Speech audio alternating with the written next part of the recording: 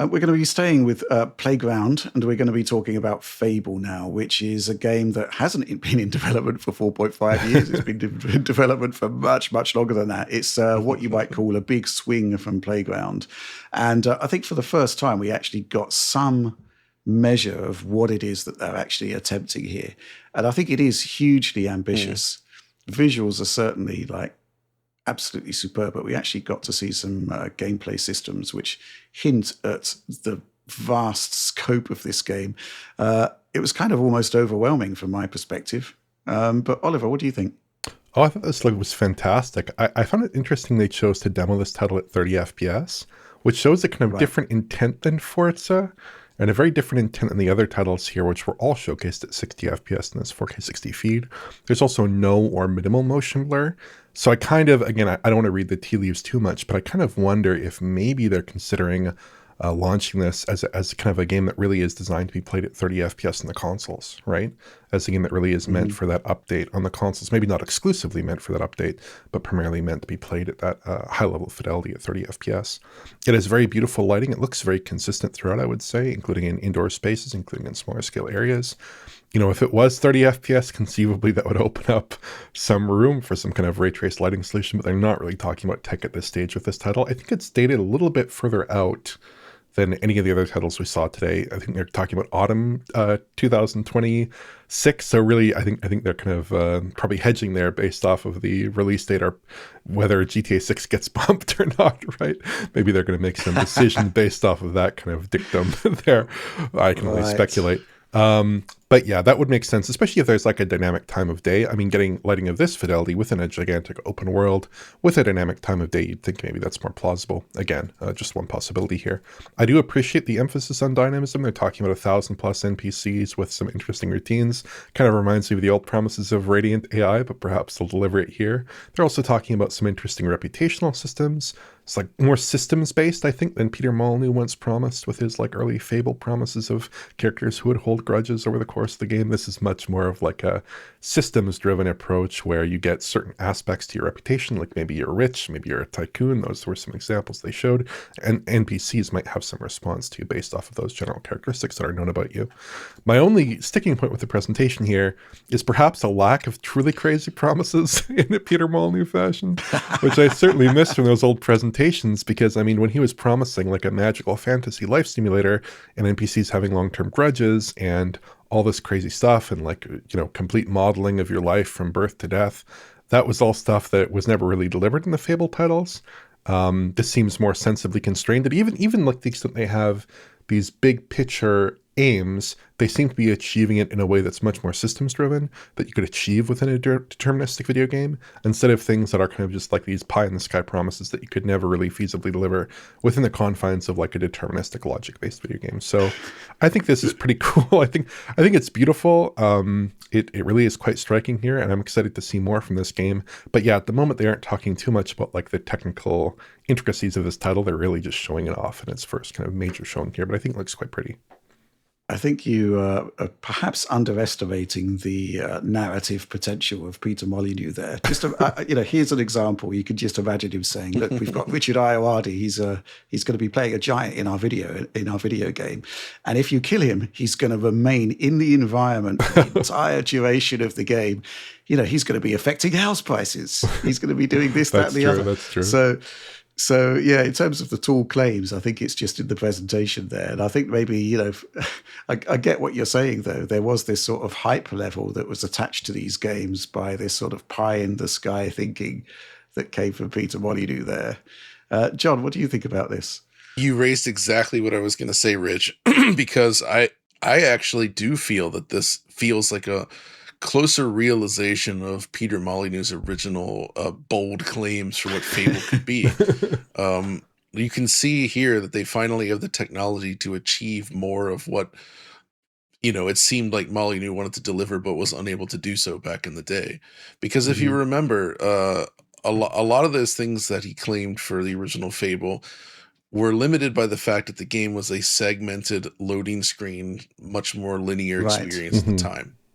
which at the time that was actually quite a disappointment for me. Like in retrospect, I can kind of appreciate it more now, but this was during the burgeoning era of open worlds when they still seemed very new and exciting, like something we really hadn't seen. And Fable seemed like a game that was going to offer this sort of like level of freedom and just like ability to mess with the world off the back of Bethesda's Morrowind, which had shipped on Xbox, and it kind of set these expectations for a lot of us, and then it didn't deliver. Here, though, based on what they've shown, they talk about things like what you just like with the other Richard becoming a giant and laying within the world. That is absolutely a Peter Molyneux style claim.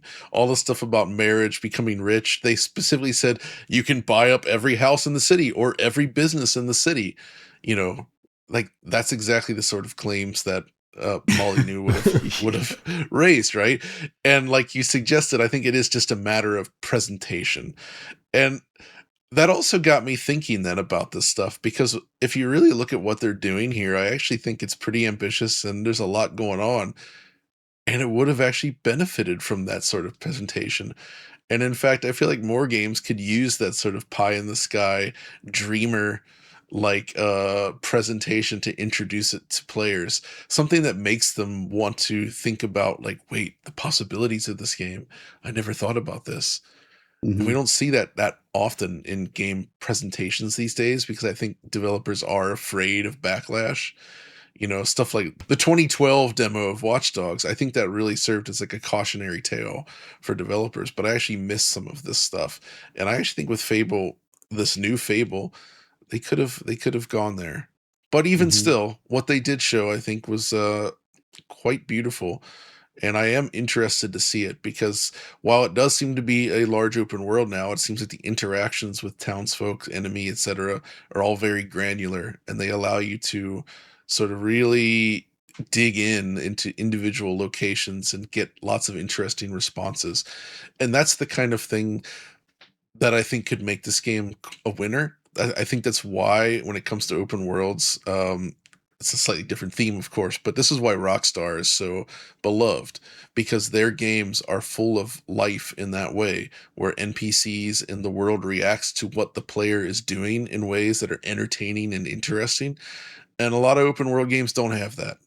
This one seems like they're trying to do that, and they're trying to do it through a lot of actual systems, which kind of leads the player to want to explore and sort of dig in and really mess around in the world, because there is actually things you can do to really like get into it that go beyond just completing the story. So I'm really, really like excited for them to pull this off, and I want to see what they do. I didn't love the original Fable games. I think Fable 1 was a disappointment. Fable 3 was a weird, kind of ambitious, not great game. Fable 2 is probably the only one I would say that was quite good, but this seems like a big step above that. And it would appear that Playground Games really had to build a big new team to make this. From scratch. Because obviously Horizon 6, I would imagine, is developed by the core team and the staff behind the prior games. And then they essentially had to architect this brand new team to bring Fable to life. We know some of those people that are working on it as well. So there's a lot of talent involved here.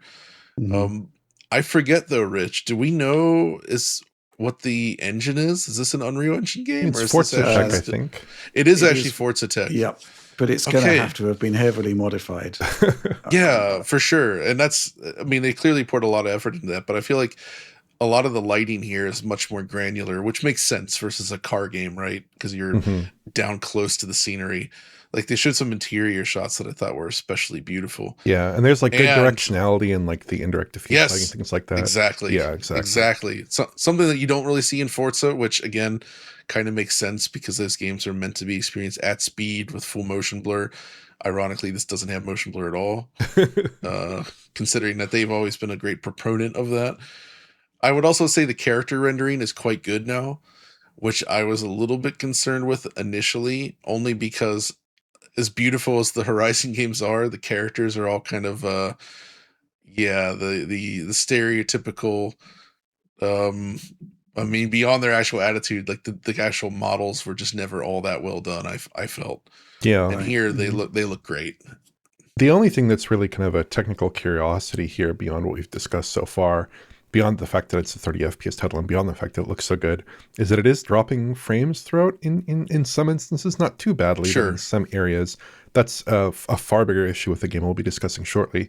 But I think that maybe does speak to a game that is in active development still and probably has, some 6 months, 9 months, I suppose, towards its autumn 2026 release date still left to go. So would you guess that this was captured on PC or Xbox? Because usually PC is the easier way to go for doing this kind of stuff. But this feels realistic for console. Like when I look at the image quality, when I look at the kind of breakup, when I look at the fact that it's 30 FPS, it feels like it could be captured from Series X. But it's kind of hard to say at this point. I did not do any pixel counts in this footage. But like when you look at the breakup, when you look at the clarity of the image, it doesn't really feel like a super crisp presentation to me that would be indicative necessarily of some super high spec system. And as we know from seeing the 007 demo, Rich, if you recall at Gamescom, that was demonstrated on a high-end PC, and the frame rate was anything but smooth. But that's the nature of pre-release software, right? Yeah, I mean, typically it's quite difficult to actually capture PC games properly at 30 frames per second. Yes, but with that said, Forza Horizon on PC does actually do a proper 30 frames per second, so they do know their stuff there. I don't know. I'd love to have seen a disclosure about what it was actually running on, because the visuals just super nice. Console I think is feasible for that level of fidelity if they're running at 30. And I think that also sort of gives them a lot of leeway in terms of CPU usage, which brings us to this question from Spudnik, supporter Spudnik. Hi DF, I'm interested to hear your thoughts on Fable's new NPC system. Playground Games are suggesting a high level of depth with NPCs that are unique and very reactive to player options. If that ambition is realized, this could be a whole new level of immersion for the player. From a technical and design perspective, do you think Playground can realistically pull this off at scale, or is it more likely to land closer to something like Watch Dogs Legion and in practice be pretty shallow? That's not what they made. Well, there were specific promises made, I think, in that presentation, which is that they've got 1,000 characters and they are living real lives. They have routines that you can follow. You can shadow them. They do things. So, all of that, tracking all of that in combination with just, doing things like animation on so many characters, it is going to have a pretty profound impact on CPU. And I do think 30 FPS would probably be a realistic target for this on console. And obviously on PC, anything goes. We are at the point now where processors like 9800 X3D are leagues ahead of the consoles. So that wouldn't be too surprising. And obviously GPUs are now significantly ahead depending on your budget. I actually think they're making specific promises here about the depth and richness of the world and the characters they've created there. So I don't think it is going to be Watch Dogs Legions or even like GTA. I think they're actually going to deliver on this, and I think that's super exciting. What do you reckon, Oliver? Yeah, I think it is something you're going to deliver on, in part because they've sketched out this sort of interesting reputational system where it's not necessarily tied to like very specific things you do. Now, there are things that are going to be tied to specific plot actions that you might take, like killing the Richard Ioad giant or whatever, obviously. But in terms of the general perception system that's going to be flowing through like the game's NPCs, they're basically saying, okay, well, we're tracking a set of characteristics about you that people are going to have certain biases towards and are going to have certain reactions towards based off of your in-game actions through kind of like a morality system, but it's a more flexible morality system. That seems like something you could do in games. That seems like something that we've seen before in video games. That doesn't seem too crazy to me. So I don't think they'll have necessarily, I don't think they're promising the world here in terms of necessarily that core system at least. The interesting thing to me though is like in some of the descriptions of the NPC characteristics here, they are promising NPCs that exist as fully featured entities within towns that work, that sleep, that, might use the lavatories, things like this. I think that's an interesting spin on things. I think they're trying to make it so the NPCs have a very realistic set of movements and actions throughout the day. But yeah, on the technical front, this could be a 30 FPS title on consoles. Everything is pointing right now in that direction. I'm not sure if that will be the case, but certainly that could be. I think, the fact is they probably could have run it at 60 on the PC version, but to display the game like that, and then for the console version potentially to come out at 30 would just create a bit of a backlash. So, and I don't think it's I don't think anybody's looking at this game and thinking, man, they could have run this at 60 easily. That's just not going to be the case there. Any final thoughts, John? Just that it looks great. I mean, I'm excited to play it, and I don't know if their version of Richard is going to be our version of Richard, but we're going to try. Well, I'd appreciate if you didn't kill me and leave me just in the environment. All right, so they might win this one then. I'm doing a good enough job of bringing house prices down without dying.